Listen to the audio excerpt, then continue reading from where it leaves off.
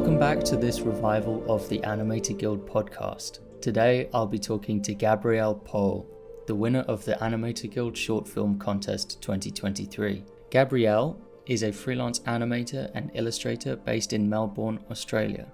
She is a student at RMIT, enrolled in Bachelor of Arts Design, Animation and Interactive Media, and is set to graduate in 2023.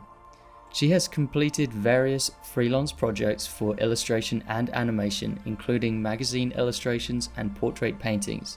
Gabrielle has also worked on animation projects from various clients and most recently worked on official marketing material promoting RMIT University.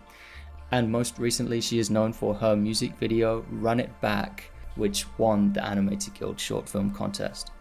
I have placed some visual aids at different points throughout this podcast, so if you are listening to this on YouTube, you will hear this little sound to let you know when something is playing on the screen.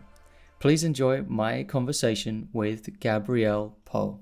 Okay, let's get the show on the road. Let's do it. Hi, Gabby. Hi. Would you like to be called Gabicon, Gabby, Gabrielle, Morichun? Mochirun? I misread that. No, you're fine. I think Gabby would be the most comfortable. Gabby. I have a lot of online aliases, but yeah, Gabby's just what I go by. That's cool. Okay, so Gabby, first I want to say congratulations for winning the Animator Guild Short Film Contest 2023. Thank you. That's tremendous. That's a tremendous achievement when we think that more than 100 independent short films were submitted to that, more than 100. We kept on distilling them, ranking, and then at the top of that pile was Run It Back. Yeah. How does that feel? That must be crazy. Yeah, I was really surprised and shocked, actually. I remember watching the premiere live. I watched only about half of it because it was late where I was, but I remember watching it and thinking that I wasn't even going to place, not even third, because everyone was just so amazing. And yeah, still in shock, I guess. I heard from the other contestants it's quite intimidating because they're watching the film, like waiting for their film to come up. But meanwhile, they're seeing other people's creations and they're like, wow, that one's really good as well. Yeah, for sure. I think that each of the films just had something so different to offer, especially in the last round. And yeah, I was really impressed with all of the entries. And I know it was like insanely late. In fact, it was early in your time, wasn't it? It was like 5 a.m. or something. Just like a terrible time to be up. So I can't blame you for that. I'm more of a night owl anyway, so it wasn't much later than I usually stay up. Yeah, that's the problem with an international event is like for someone in the world, it's always going to be like at a terrible hour, like where they're just not going to be awake. Yeah. So I did a bit of research on you, and you're a bit of a mystery in a way because your online activity has only been very recent from what I can see, unless you've gone by a different alias before, but it's only dating back to around 2022, so like very recent. So have you been like holding back from posting earlier work online, or did you just pick up animation super fast and just dive right into it? I feel like it's a combination of different things. Firstly, I feel like I don't make that much art in general compared to other people. So maybe that's why I don't have much activity online. I have gone by Gabicon.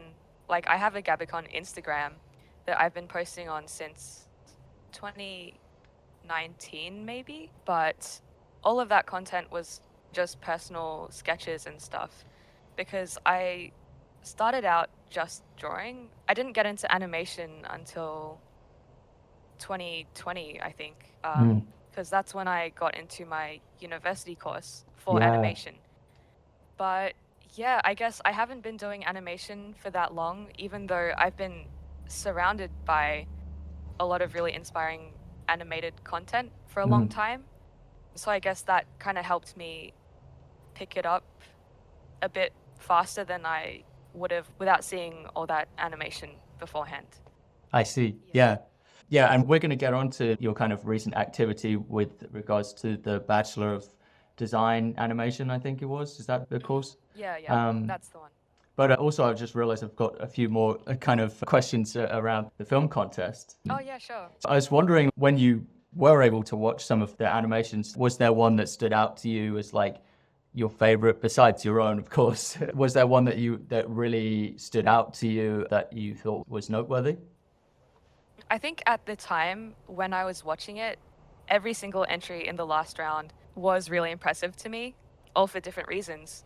But the one that I remember the most now is definitely Heavenly Bodies, I think it was called. Yeah.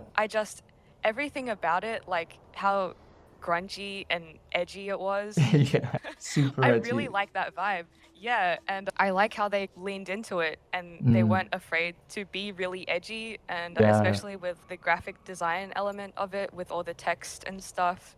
Yeah, it was such a razor sharp aesthetic to it. Yeah. I loved it. And it was also the graphic style of it. I really appreciated that. And just how they composited the thing in general. Yeah. It's not the kind of content that I make, but it's the kind of content that I really enjoy watching. You can recognize a style being, I would never make that myself, but I'm really glad someone else did make that. Yeah, for sure. Yeah. And it left a lot of people, I think, a bit perplexed. Is it 2D or 3D? Can't really tell, or is it both? I remember seeing snippets of it in the trailer that you edited.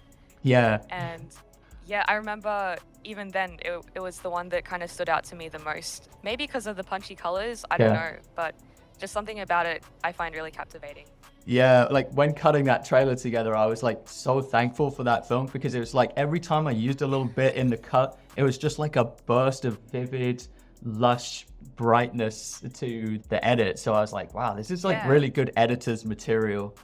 Yeah. And actually, you're saying that one stood out. It's interesting that you said that, because that was also the Audience Choice Award.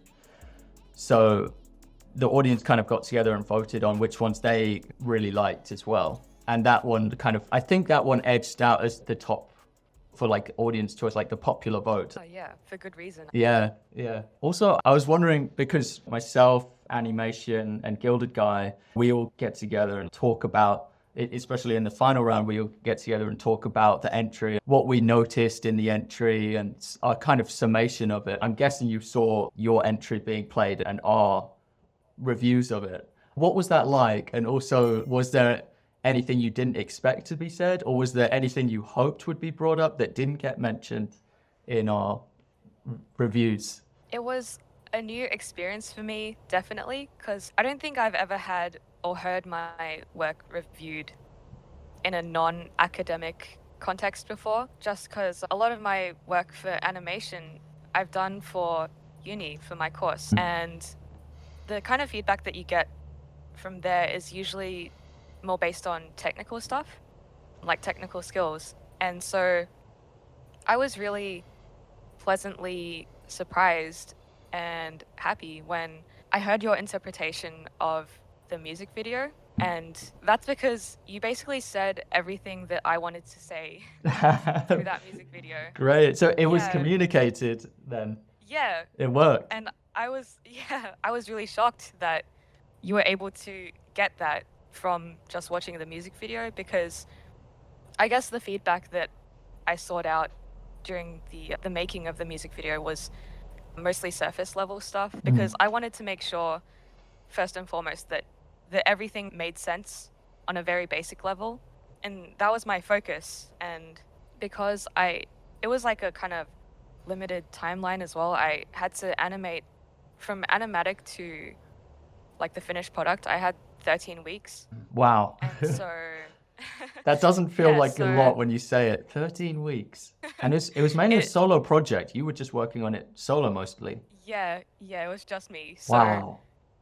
It feels like a long time and also not a lot of time.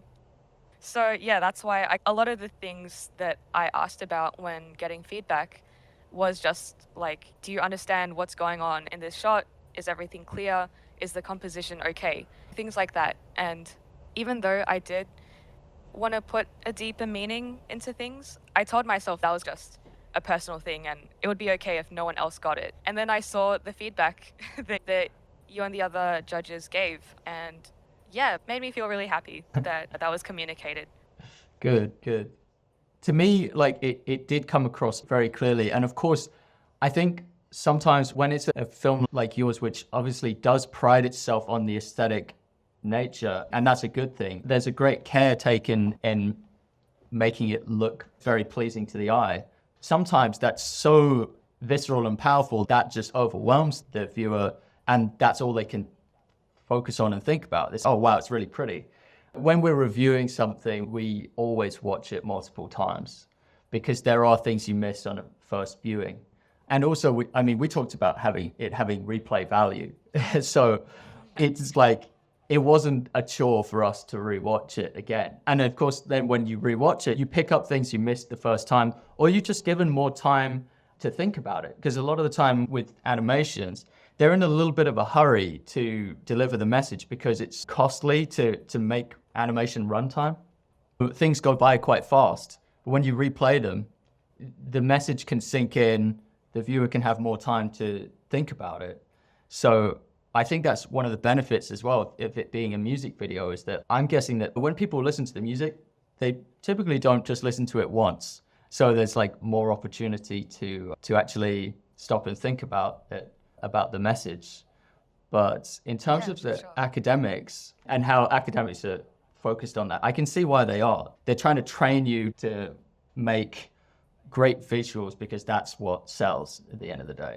But I think what we realized, especially in the final rounds, finals and semifinals, I'd say, it's like these are, yourself included, you're animators who have a control over the visual medium to where your compositions are clear. They have clarity.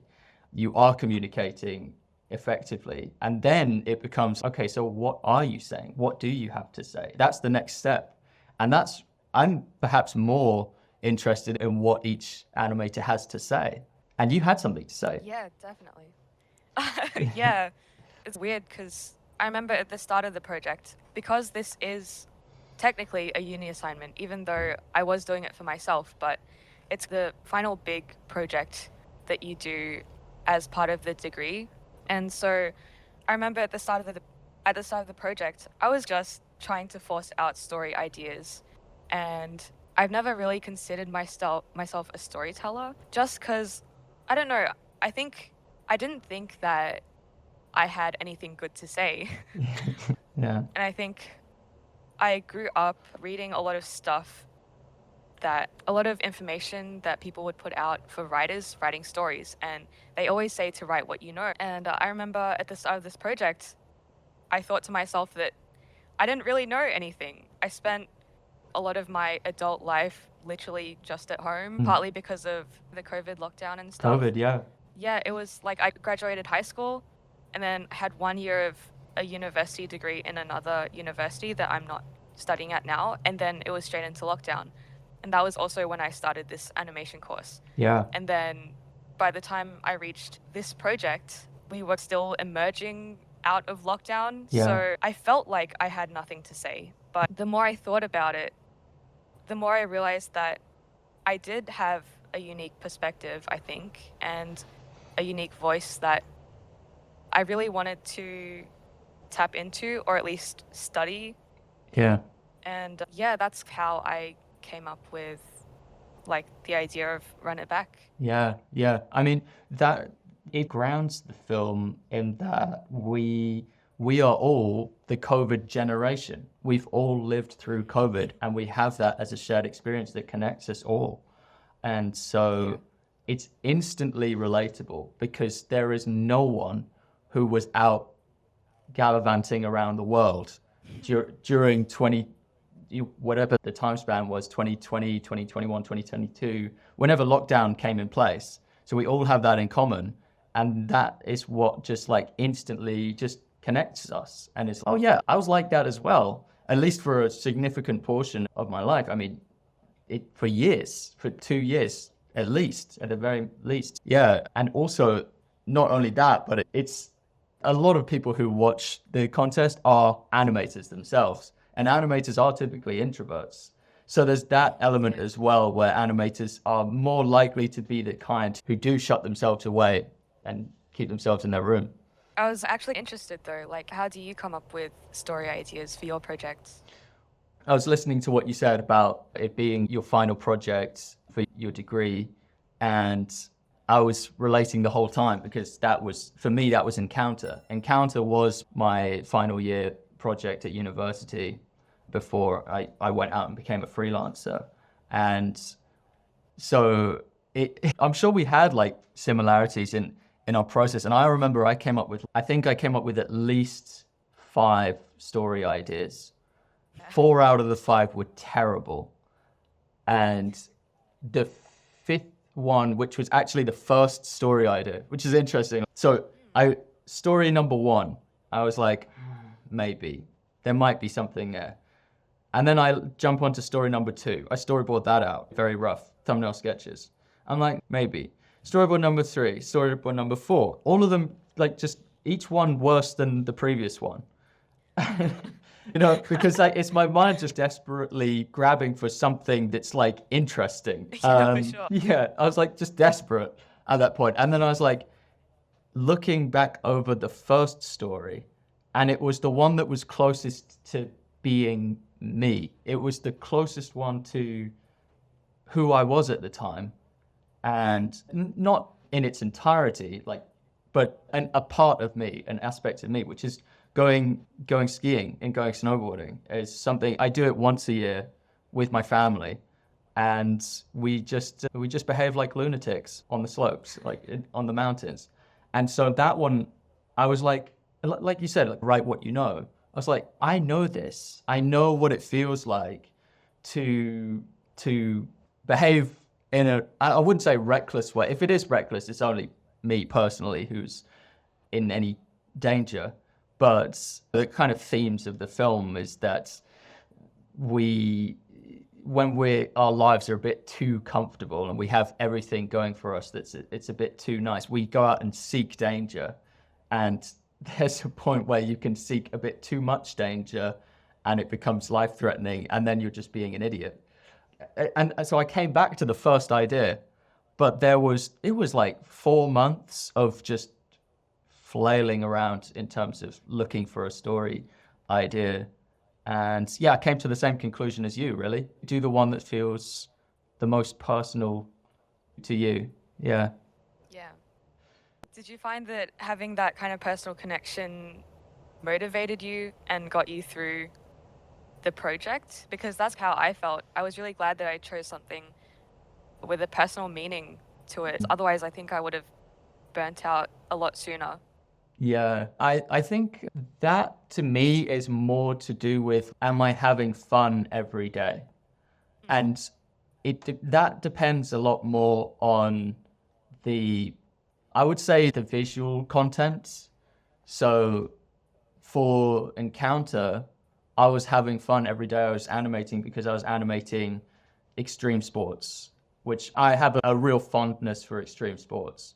And this project that I'm currently working on that's a work in progress is more extreme sports. It's surfing now. It's evolved to surfing. And that means, because for me, like a large part of it is the research part. So primary and secondary research. So actually going out surfing, very fun, but also watching competitive surfing, like highlight reels, Kelly Slater or whoever it is, Kai Lenny, like these are just really fun and satisfying to watch.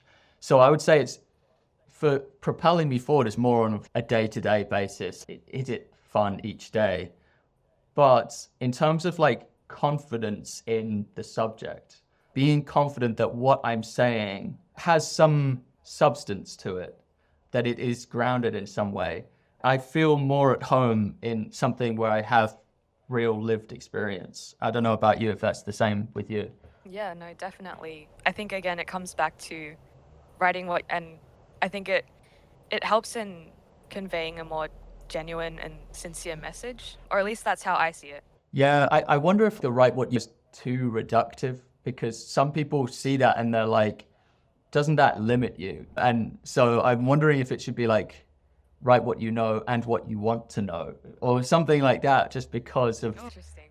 It allows you to engage with your curiosity and actually seek new things, and there's no reason why you can't. Like I said, research is a large part of the animation process for me. So being outgoing and doing research, that suggests growth of the filmmaker as well. What do you think about that? I think that's a really interesting take. I guess I would agree, but I think it's reductive depending on how you interpret it. The way I think about it is, even if you're writing the most like crazy sci-fi fantasy, something that doesn't exist, you're always putting a part of yourself into it, whether it be the emotions or the relationships that you portray in it. And I think that counts as writing what you know.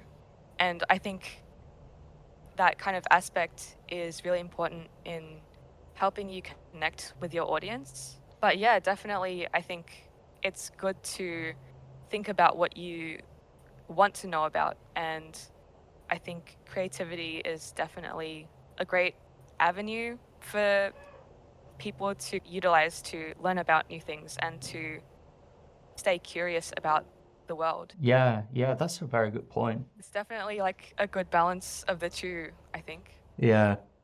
I want to take it back to your background, particularly with what you've been working on right now in terms of your academic studies with the Bachelor of Design Animation and Interactive Media degree at RMIT University in Melbourne. Is that correct? Yep, RMIT University in Melbourne. When I researched that, I was wondering, like, I wonder how much of an Australian accent she has. I was wondering if you could have a really strong accent, but it doesn't seem that way. It seems like it's a bit more subtle. Oh, okay. That's always, I think, an interesting point of conversation. Some people don't think I sound Australian at all.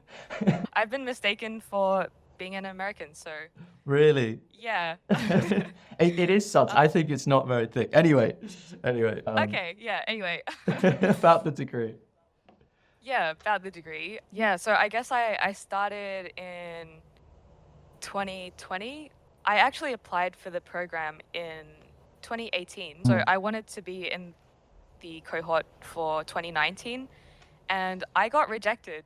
No way. And yeah, and I remember feeling disappointed, but at the same time, it lit this fire under my butt, and I was like, okay, no, I thought I was good, but clearly I'm not good enough. So yeah, for 2019, I got into another university for design, and they didn't do animation. But during that time, I got to take life drawing classes and also illustration classes. So I used that time to build up my skills. And yeah, just that whole year, I was developing my skills for the purposes of trying to get into RMIT.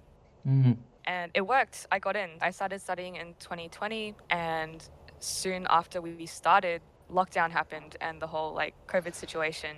Yeah, so that was not fun. Not the experience you were hoping for in this course.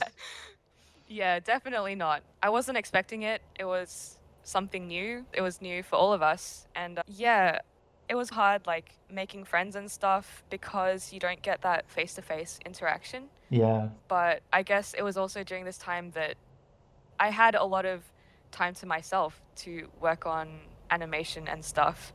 And so that probably helps the production of your project. The fact that you're isolated, can't do anything, can't socialize with friends, might as well just draw every day and draw a lot at that.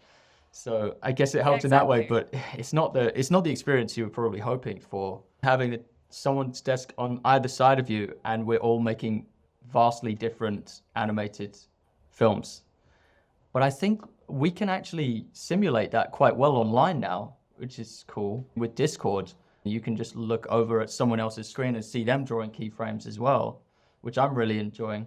Yeah, definitely. I think being in the kind of environment where you're surrounded by lots of creative people with their own passions and visions for what they want to make, that's like the best environment for you to be in to improve yourself. And yeah, it just gives this really cool perspective. And I was so fortunate to have experienced that for the duration of my final film, or at least while I was animating, because by then the restrictions and stuff had already been lifted, so we were allowed to get back on campus. And yeah, like you said, it's so cool working at uni on your own project, and you look over to the friend next to you and they're working on a completely different thing.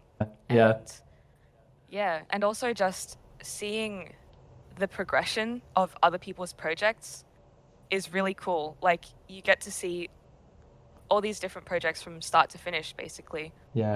And yeah, it gives you a really cool perspective. And for me, it was almost like hitting a refresh button in my mind, because when I was just sick of seeing my own work, I'd just look over to my left or right and there'd be a whole new project to focus on, at least for a few minutes. And yeah, so that was really great.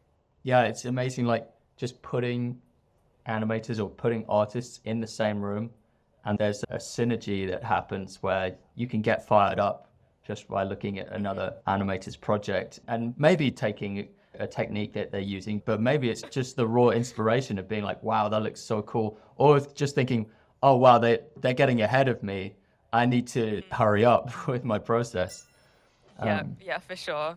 And you also did some other really fun projects, I think one of which you might have submitted to our monthly challenge, because you had the Great Catfisher, which I love.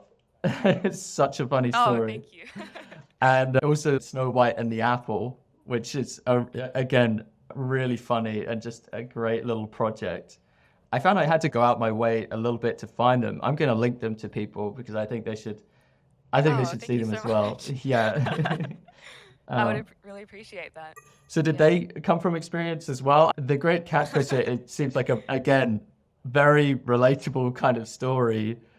To be honest, I don't remember everything about the story. I can remember the basic premise of it, which is like online dating, right? And having pictures that don't really show what the person actually looks like. I think it was another one of those assignments when I was just pooping out ideas for the sake of having ideas. And yeah, that one kind of just stuck. I guess it also came from not personal experience, but hearing other people talk about their online dating experiences. And I don't know, I guess I've always just found it a bit interesting.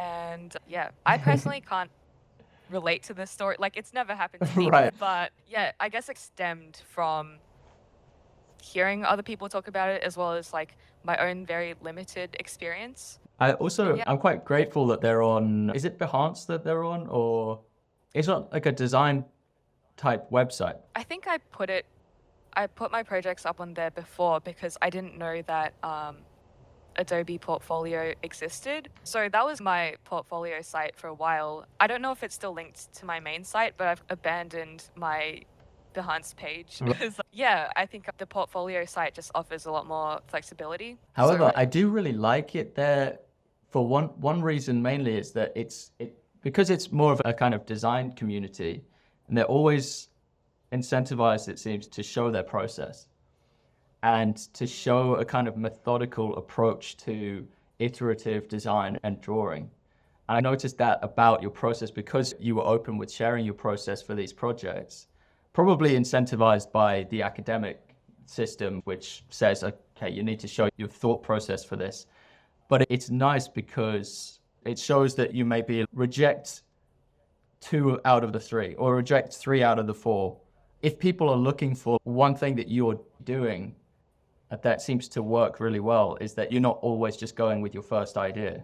Does that seem true? I think before, when you were talking about having one really good idea and then trying to come up with more ideas after that and they come out bad, that's happened to me all the time. And even though it does happen, I feel like just the process of coming up with multiple ideas is still really helpful, even if you end up going with your first one. Because what ends up happening, at least for me, is that I get a stronger idea of where I want to take that first really good idea. And I would have had less of an idea of what specific direction I wanted to take the first good idea with. Sorry, I got lost in my train of thought. I know exactly But what you're saying, though. Yeah. yeah, it just gives you more perspective what you don't want to do with the Yeah, story. you have a greater confidence in what you're doing Yeah. because you've explored the other options, recognized that they're not as good as the option you're taking. And so there's never this doubt of, oh, maybe I could have done it a better way. Yeah, yeah. It gives you like this certainty that you're moving the story in the direction that you want. Yeah. I think it's also interesting that you brought up like the whole like sharing the process thing, because I think one of the things that got me really interested in art was seeing production materials, like pre-production materials from animations. I really love when studios share their turnarounds and layouts and all of those. I geek out about those. Yeah, And same. I don't know why. It's almost like when you see sketches from artists that you really like, and it's not the finished product, but there's something like charming and appealing about those things. And yeah, so I guess me sharing parts of my process were just me copying what other people do, just because I enjoy seeing other people's processes as well. Yeah, for sure. I get fired up as well. Seeing the process behind it, it reminds you that this didn't happen by accident. This didn't fall into someone's lap. Someone didn't just turn the camera on and like record what happened, because it can have the appearance of that when animation is done very well. It can have the feeling that like this world really exists and someone just decided to turn the camera on and film it. But of course, it wasn't that way. It was completely constructed and contrived from its inception. So yeah, I think it's nice to be reminded of that at times. Maybe not while you're watching the story, but maybe afterwards. It deepens the appreciation of the art. It doesn't like subtract from it, seeing how it's made and seeing the process. It deepens one's appreciation, especially in animation, because it's such a noble process as well. Drawing it frame by frame to create the video. That's an amazing feat, really. But I want to talk about, I have to ask about Variance, because I'm fascinated by this project. I'm not sure how much of a role you played in it, but I saw the list of credits and it's like the whole school was involved in this music video. And I'm just like, I've got to ask, like, how was that project tied together in the end to be this fully cohesive music video when every member of the school seems to be like involved in some way? It actually started out as a class thing, like one class making it, and that's basically a group of 20 people, I'd say. And so my school's been offering this subject for quite a while, I think. So every semester they work with a new band to make a music video for them. And I wouldn't say I played a huge part in it, but I did have to do some stuff because it was for school and I was trying to pass. So I guess more than that as well, I really was interested in the subject because I've liked music videos for a long time. Yeah. But in terms of the process, I guess it was just like any other animation process that you'd expect. We started out with pre-production stuff and coming up with ideas. We listened to the song, and from there, I think directors were chosen by the teacher. And yeah, we went into actual animation and layouts and stuff. Everyone was assigned at least one role, but I found myself dabbling in a lot of different roles just because there was the opportunity to do so. Yeah, in the end, we couldn't finish it within the semester, so we opened up the project to basically anyone in the course who was studying the degree. Yeah, and that's how we got loads of people on it. And I'm not really sure if those additional people did anything other than in-betweening, but yeah, there were definitely a lot of people helping. And I think production lasted until December or something crazy like that. Like they started halfway through the year and they were planning on finishing it around September or October, I think. It's a big music video. It's not a short song either. I was thinking they could have Yeah. picked an easier one, so like a 2-minute little jingle or something. Uh-huh. Yeah. Yeah. Our teacher actually encouraged us to consider not doing like a linear narrative, so maybe exploring some abstract stuff, because that might help with speeding up the process of things and also just finishing on time. Yeah. But I think the people in my class were very adamant about having a story Yeah. in the music video, and I guess I was one of those people as well, because I really like watching things with a story. Of course, I do like abstract once in a while, but yeah, so I guess that's why it took a really long time. It did have a story, a very charismatic story, I would say, because the track itself was very high energy. The visuals had to do something quite explosive, it seems, to match that soundtrack. And I think that the idea of the fermented apple being their kind of substance of wild craziness is just a great little idea. Yeah, I think it was really good. Considering at my university, there was a project like that, but it was a 3D project. And I think it's probably still a work in progress. And I've been graduated for a long time now. It's probably still a work in progress. So I got to say, well done to you and the others for actually wrapping it up. I'm sure it seemed a long production, but it did get finished, and it got finished to a high standard. So I'm impressed. I think it's really good.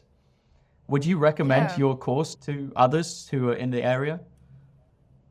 I definitely would. It might not be for everyone, since I think there's always the debate of art school, no art school, self-study, or whatever. But I've loved my time at this university and in this course. I think there's something so special about being surrounded by people who care about animation and about creating things. And yeah, it's just been really great, like getting to know everyone, and the teachers actually care about like teaching you things that will be useful in the industry.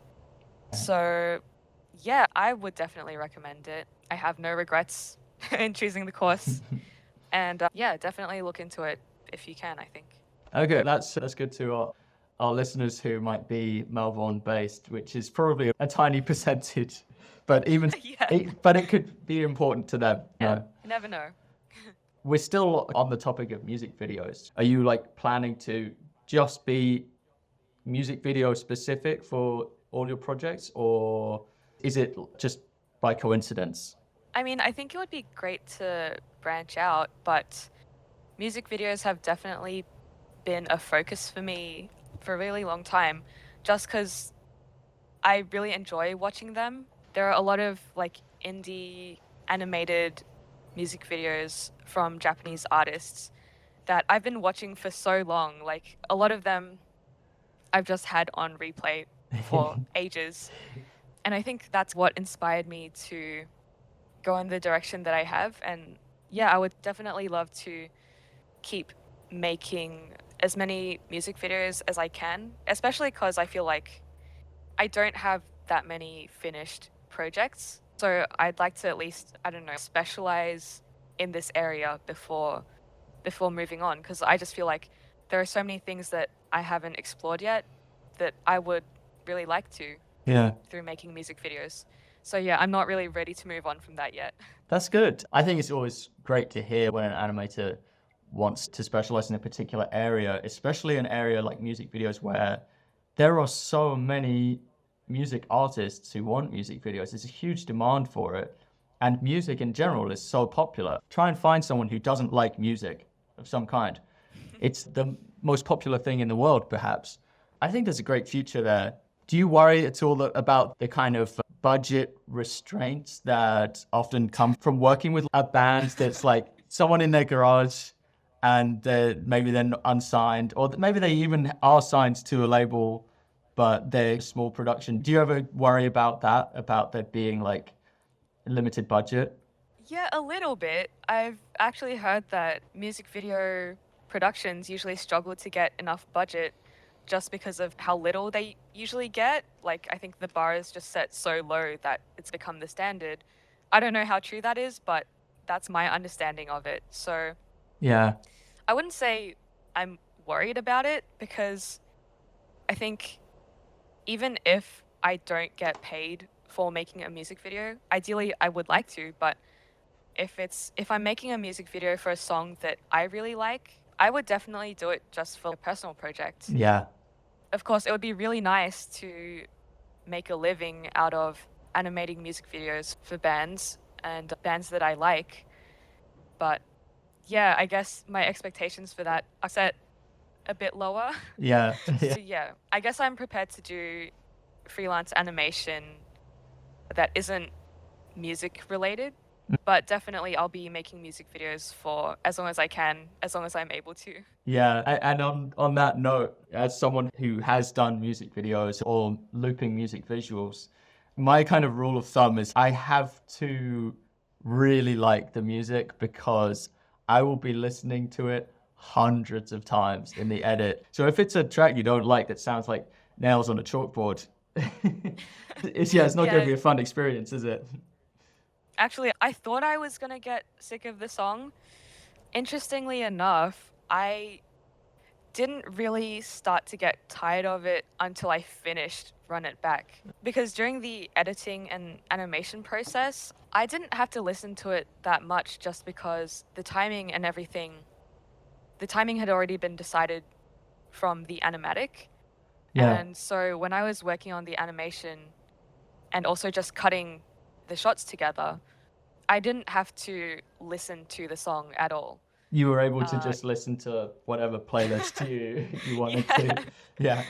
Yeah, I'd usually have other songs going on, but when I did finish it, after I exported it, I remember watching it over and over again just to pick out any mistakes I might have made, Yeah. because I wanted to make sure that it was okay before I submitted it. So yeah, that was the stage where I started getting sick of the song. Yeah. Okay, that's good. That's good to know that it's not just me who feels that way. But yeah, I also appreciated the care you took for actually. I remember I think you might have sent like an email or something that was just like making absolute sure about the file format or. No, oh my God. Was that you? Sorry, I think that was me. It was a little bit embarrassing because. Sorry to bring it up, if it was embarrassing.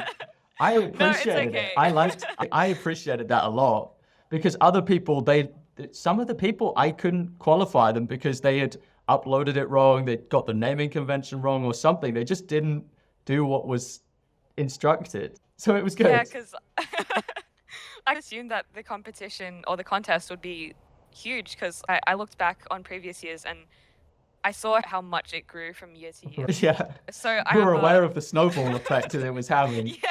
It did. Yeah. Yeah, I just wanted to make sure that my entry wasn't causing extra trouble for you. Thank you. Appreciate that so much. I was also like the whole year, because I had 10 months from announcing it, the contest was back, to actually taking in entries. And the anticipation for it was growing. And I was thinking, I haven't put a cap on how many entries can be submitted. What have I done? I'm in genuine trouble here. So I was just praying for mercy that a reliable number of people would not make it, would just drop out, so that we could actually have a contest. Because if over 1,000 people submitted, I don't know what to do. I couldn't do it. And it was extremely difficult. Even with 100 entries, I was like, no more. Yeah, how was the process of organizing the contest? I know that there must have been a lot of work put into it, but we don't really get to see that. I'm glad it's over now. I'm really glad I don't have to open up that Premiere project file again, or create these announcements, update the web page, update the Excel spreadsheet. Oh my gosh, this is why I now have a huge admiration for the people who host film festivals, because this is what they do. And for me, the way that we created it was, we have the registrations, and only the people who have registered can submit.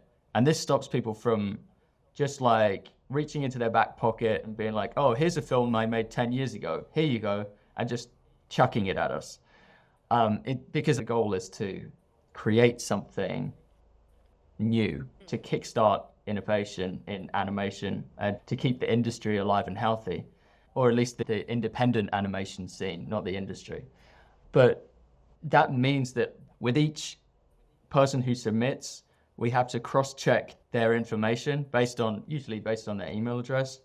We have to cross-check that information with their submission and make sure that the two match up.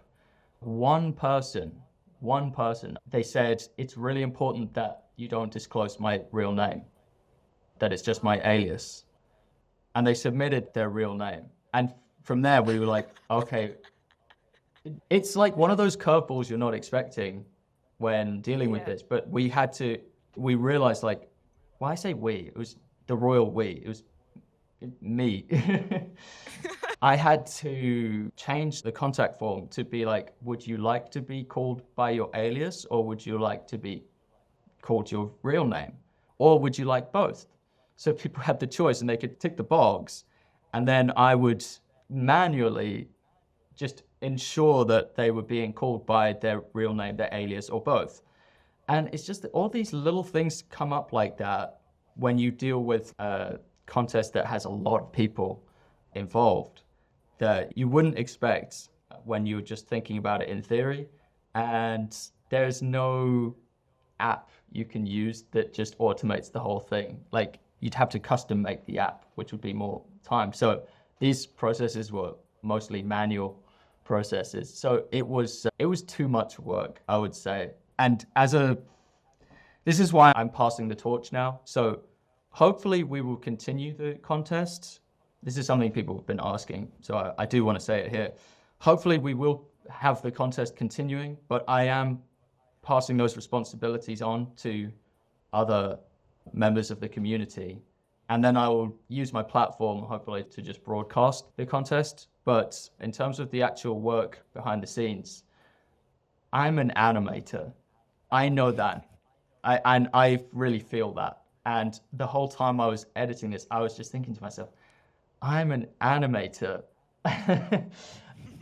And I'm not animating during this time. Like, the 2 months that it took to really rein this thing in and to bring it home, I wasn't animating, I wasn't drawing. And I get a bit grumpy when I'm not drawing. If a long period of time goes past when I'm not drawing, I get grumpy because I'm being separated from my true passion and my calling, what I feel like I was put on this earth to do.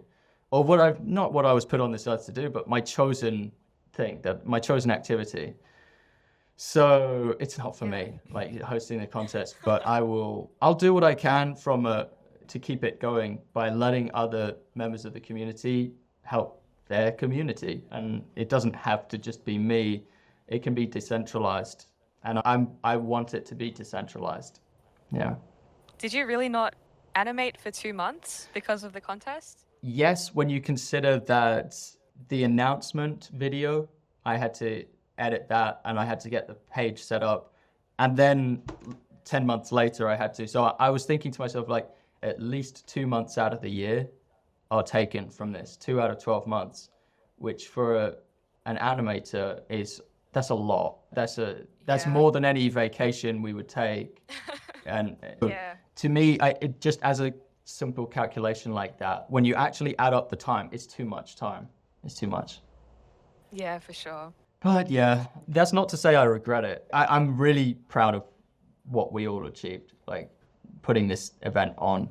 I say we now because it would be nothing without the animators. It would be nothing without you and the other filmmakers who chose to actually make that commitment. Like, collectively, we all spent a lot of time on it. Thank you so much for organizing it. I know I've said this before, but I really appreciate you putting in the time and effort when you didn't have to do any of this, but I think a lot of people benefited from this contest, and yeah, it was just really fun being part of it. So thank you. Oh, that's very appreciated. Thank you for acknowledging the work. Thanks all around. Thanks to the animators, thanks to the sponsors. Yeah, we did it. We managed to do it. Yeah, Job well done to everyone. I think everyone can pat themselves on the back if they played even a small part, like a minor part in it. But yeah, I feel like this interview has switched places, and you're interviewing me all of a sudden for some Oh, reason. yeah. Sorry, I just have so many things that I'm curious about. Well, I've you can. followed your videos and your content for so long, and yeah, it feels surreal to finally get to chat to you. If you have any other questions, you're welcome to. Now is a good time, I guess. Since you Well, I have didn't all of a sudden, prepare. okay, you haven't prepared, that's fine. I was wondering if you had prepared, but no, that's fine. Okay, Oh, I'm gonna get back in my interviewer chair. okay, all right, let's go. But if you do get a question, you're welcome to ask. Yeah, let's bring it back to your process, the process of... Let's run it back. Yeah, let's Okay. run it back. Let's run it back to run it back. You hear a lot, but you're part of the discussion about the animation process. And is there something like an aspect of filmmaking that you think animators should pay more attention to? Or is there an aspect that you think is underplayed in animation? I think this answer might be wishy-washy and it's not very specific, but I think something that I've come to focus on a lot more is thinking about why you're making the thing that you're making and what it means to you. And I think in certain circles, that's the main focus. But coming from a student's perspective, where you're focusing more on your technical ability, it was really helpful for me to just stop and think about what I was putting out into the world. And so I guess it doesn't just apply to animation, but a lot of creative things like drawing and filmmaking.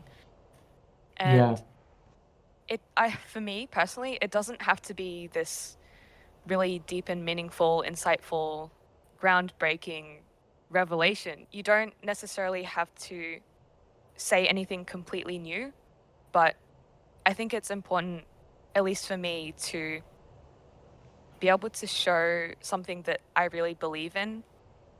And I think in that way, you're also respecting the time of your audience. I remember when I was making Run It Back, something that I did think about a lot was whether or not the audience would feel like the music video was worth their time.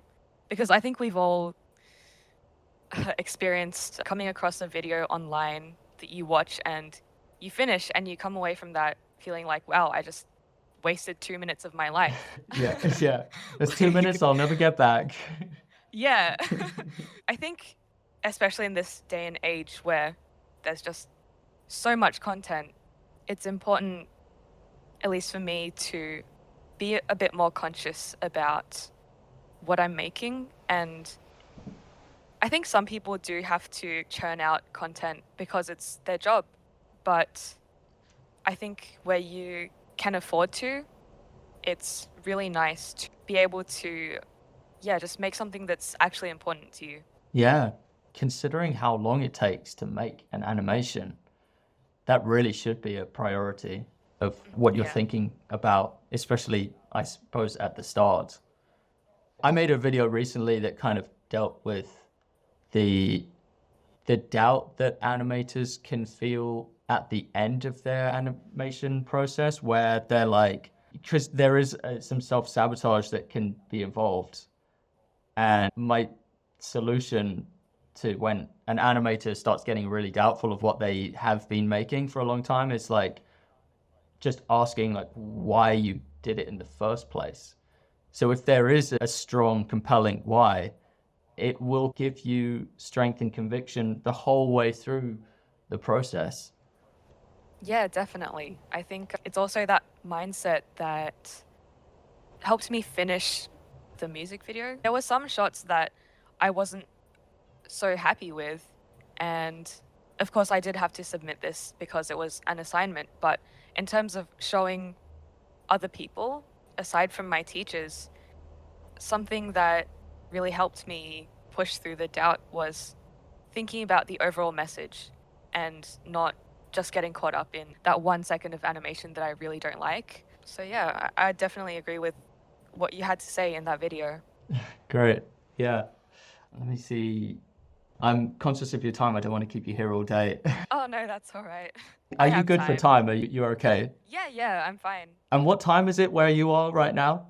It's 11:18, but Oh no. again, Okay. I'm a night owl. It's Okay. fine. Okay. You're a night owl. Like Yeah. you're like me because I go to bed very late normally.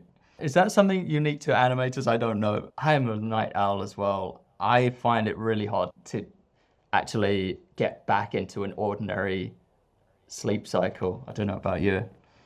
Huh. That's interesting to hear because I don't know if this is gonna come off creepy, but my image of you, like, from watching the content that you post, I'm like, wow, he's got his life together, and I'm sure he wakes up at 5 a.m. in the morning, Oh, works no. out, animates. Interesting to hear that you're a night owl as well. If I could write on a billboard or something, my thing, I really want to correct in society our perception of late night people. So it's my strong conviction that you can have your life together and be a late night worker, and that in fact a lot of geniuses work late into the night. Just like a lot of geniuses get up at the crack of dawn.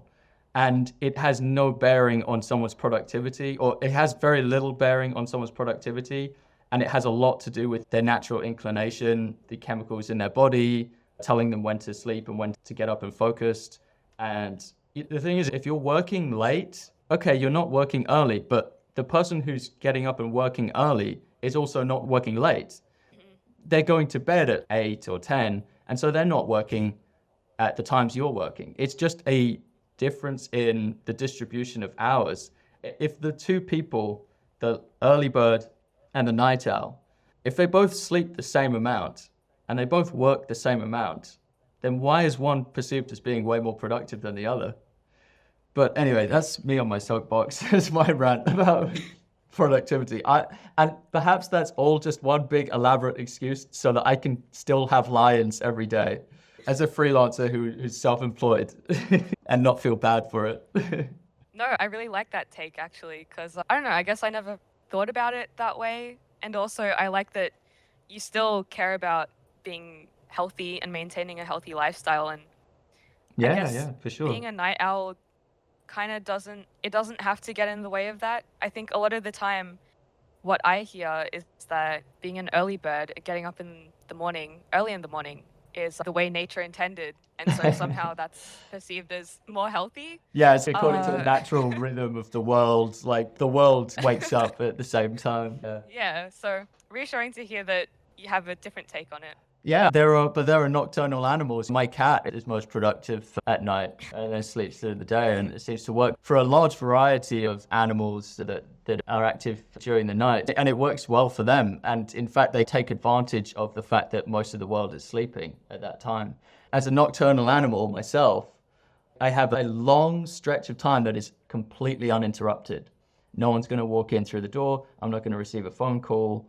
I'm not going to be distracted by anything going on, really. There's not going to be a delivery at the door. That's one of the things that kind of pushes us into nocturnal work, is that it's a time of deep focus.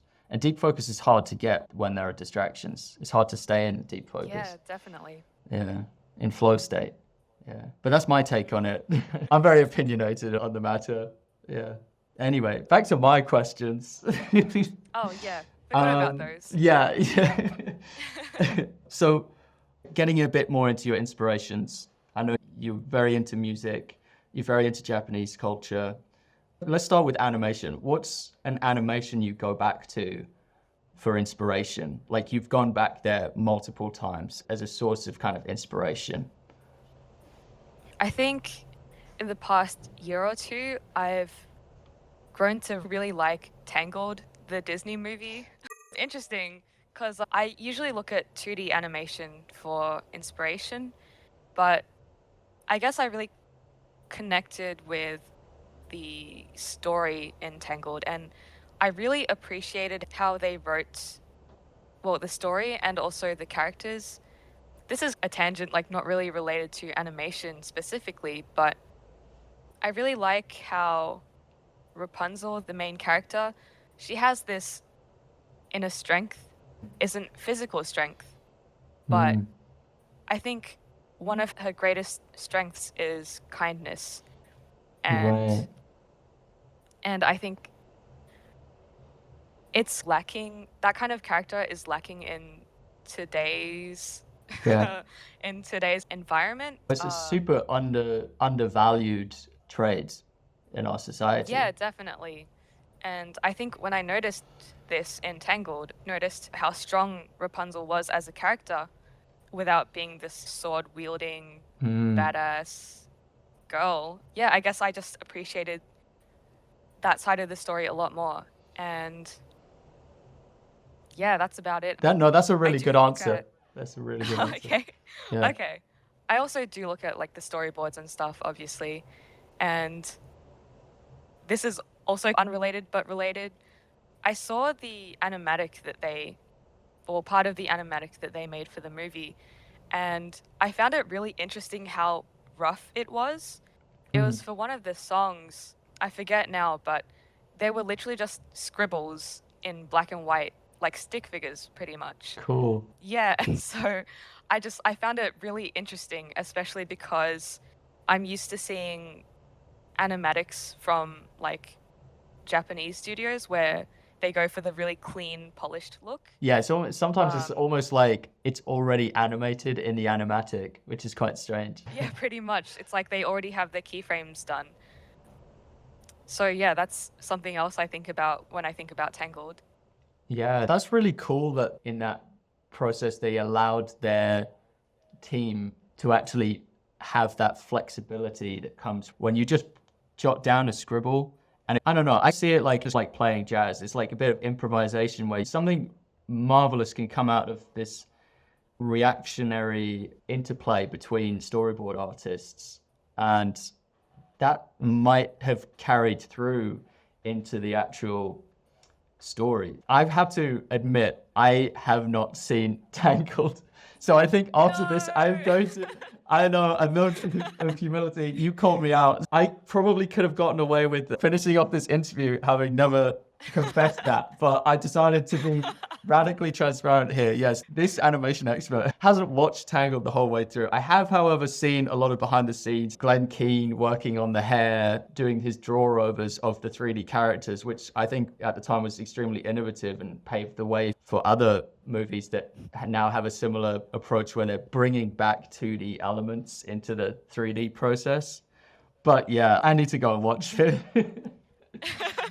Please do, definitely recommend it. Yeah, it's just the characters are so like captivating and charming. I think it will be worth your while. But do you have any animated movies that you go back to for inspiration? Yeah, I certainly do. I'm fortunate in that I actually have an easy answer for my favorite animator of all time.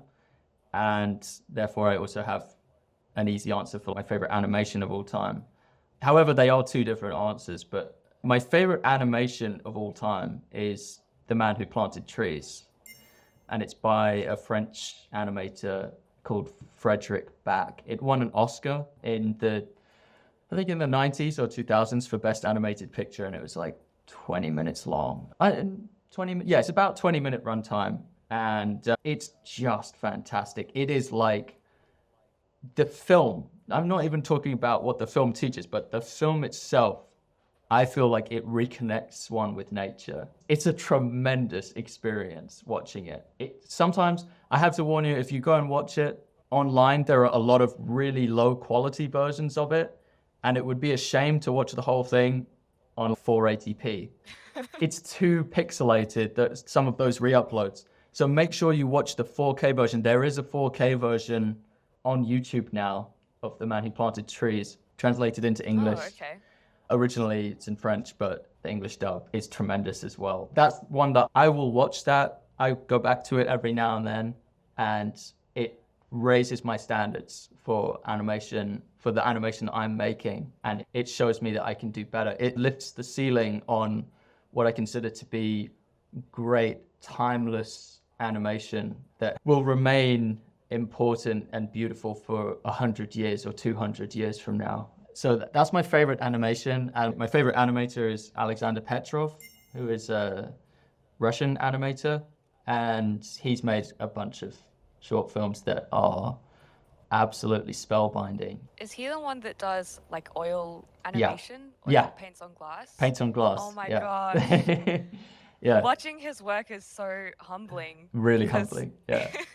Yeah, because everything's traditional and it blows my mind how Yeah. he did all of this and had the patience for it too. Yeah.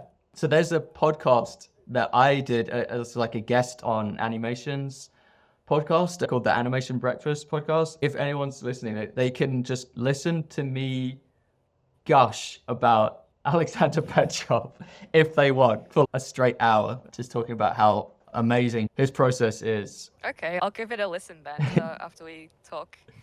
And I have to watch Tangled. I have to watch Tangled. Yes, please do. It's embarrassing. It's embarrassing whenever I haven't seen a film that's also super famous as well. Makes it even worse that I haven't seen it. Oh, if it makes you feel any better, I also haven't watched a lot of Disney films. Like, people will bring up Moana and stuff, and I'm like, I'm sorry. I haven't seen a single second of that. I guess I can tell So people it's I don't alright. like musicals that much. I'm not really into musicals personally. As a child, I just like skip past the songs. Get me back to the plot. I want the plot. No, but the song is part of the plot. If gotta watch it. if they're actually moving through the plot in the song, I think that's impressive. That I would be impressed with. Sometimes it feels like they just take a pause on the whole thing while they're singing and dancing. Okay, fair enough. But please watch the songs in Tangled as well. Please don't skip Oh past no, them. I They're won't. really No, good. I'm not gonna do that. I'm not gonna do that anymore. I'm gonna watch it. Okay. I will watch it properly. Yeah. And so, what's your favorite non-animated movie then? Okay. Now it's my turn to be embarrassed because I feel like I don't watch many movies, but recently I had a friend recommend me a movie and I watched it and it was really great. It's called Chungking Express. Oh, yeah. I'm not sure if you've heard of it before. I have heard of it. I've heard it's really okay. good. Yeah. Yeah, it's so good. It's set in Hong Kong and it's by a director who's also like Chinese. And I think for me, I always grew up with Asian cinema, but I never saw anything come from Hong Kong. I don't know why, I just never got around to it. And just the way that the movie was shot, like every single shot from that movie was wallpaper material. You could just screenshot it and it would look so pretty, but it was also just the moodiness of it. Yeah. And the story, there were two stories in the movie and they were quite simple, but I found myself captivated by the story, like from start to finish. I don't really know how to explain the plot, but I would definitely recommend it. It seems like a mood film, perhaps. Yeah, definitely. I'm pretty sure I have just stills from the Chungking Express just in my composition inspirations folder. So yeah, good. crafted film. And there's also like a scene that I watched out of context. The scene floored me. I was really impressed. On a technical note as well, there's like a shot where they are moving in real time, like in ordinary time, but everyone around them is like walking really fast, sped up. And it was like so simple how they did it. They just got the actors to act really slow. Like I think he drinks from his cup and he just drinks really slowly. And then they play it so that people are just rushing past them while they're having an ordinary interaction. And I was like, oh my gosh, this is advanced stuff. Yeah. I'm going to watch that as well. So I've got 2 to watch. That's my homework, but it's going to be great. Yeah, they're definitely worth your time. That's a fantastic movie recommendation. 2 fantastic movie recommendations. So thank you for that. Yeah, no problem. I was going to ask you for live action recommendations. Oh, but, okay. Yeah. Let me see. I want a really good recommendation to give you. That's okay, no pressure. I'm not that fussy. I've got one. Okay, I've got a few actually. So first of all, I watched this film called Mandy. Since we're talking about like vibes and like a mood film, I think Mandy is like a visionary film in terms of the visuals. It's shot on film stock the soundtrack, the colors, it's super bold in its visual style. And it's like a very simple kind of revenge story with a very dark aesthetic, saturated colors. You'll see it and you'll immediately see how recognizable it is. So I would say Mandy is great. It's not for children. You shouldn't watch it if you're a child, but it's I fantastic. just searched it up. Is it a horror movie? No, it's not a horror movie. So Okay. it's not particularly scary. I would just say Okay. it's dark. Think of like heavy metal, but as a visual aesthetic instead of as an audio thing. It's difficult to describe. It's by a director called Panos Cosmatos, I think his name is. And he hasn't made that many films. He made one other that I've been trying to find. It's called Beyond the Black Rainbow. And I haven't been able to find a good place to stream it in high definition, so I've been holding off on it. But I'm really looking forward to watching that as well. So what you want? It's crazy evil. I would say that film is great. I would also recommend a film called Master and Commander. That's one of the biggest influences on me. It's based off a book, but it came out at the same year that Lord of the Rings came out. So it was very overshadowed by Lord of the Rings, which means that not a lot of people watched it. But I believe it's by Peter Weir, I think, who is a great director, really strong director. And it's set on board this ship, and it's just got this ring of authenticity for it. They chose to cast actors who didn't look like they had ever been filmed before. So the way they would look at the camera was as if it was just like a foreign object that wasn't looking at them.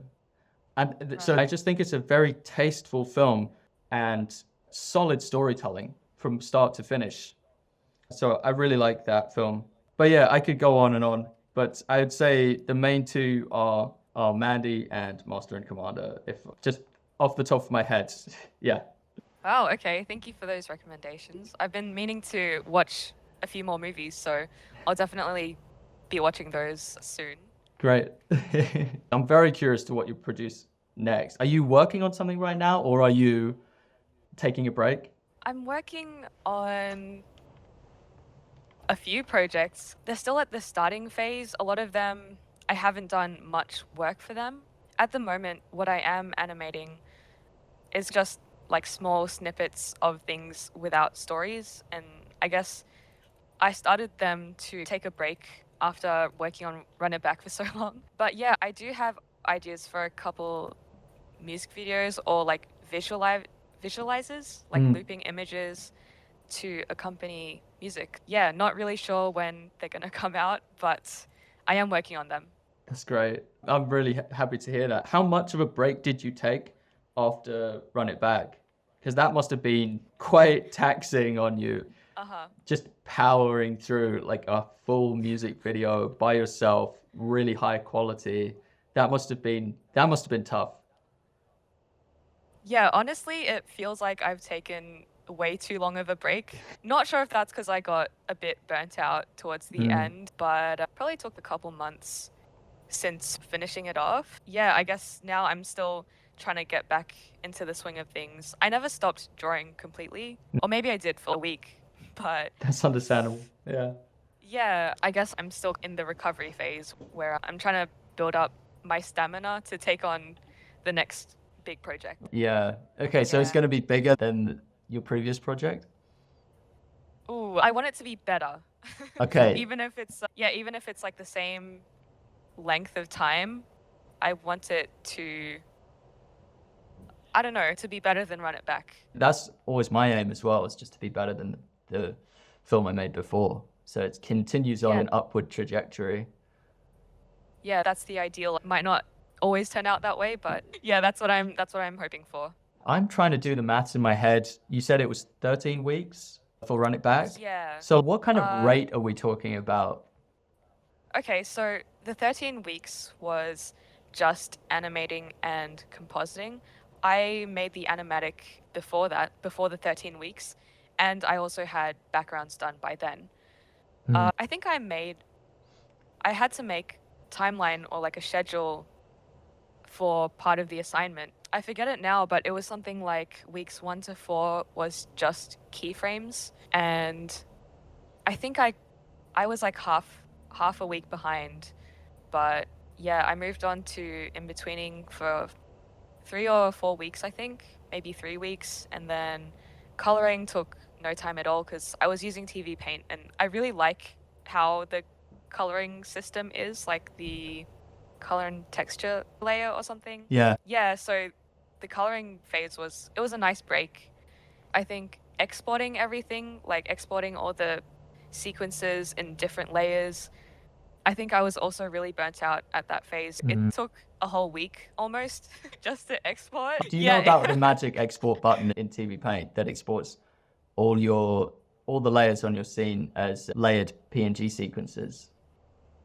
What? Yeah, there's a magic button in TV Paint. I need to show you it. Yeah, I'll screenshot it and send you the screenshot.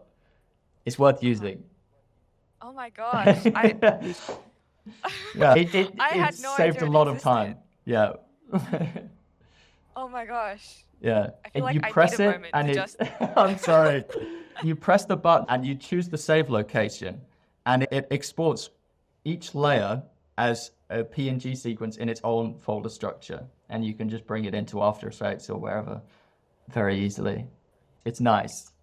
And it names it according to the layer name. It names the folder according to the layer name. I spent so long. Oh no. I spent so long just going through each of the layers, like turning them on and off, and also naming them. And I know. I've been there. Before I knew about the magic button, I've been there, and I was like, yeah, that was a lot of time spent on it. But I'll send you the screenshot. Yes, please. It's a bit scary at first because you have to make sure that everything is exactly how you want it before doing it. But then it's just magic. It's beautiful. Yeah.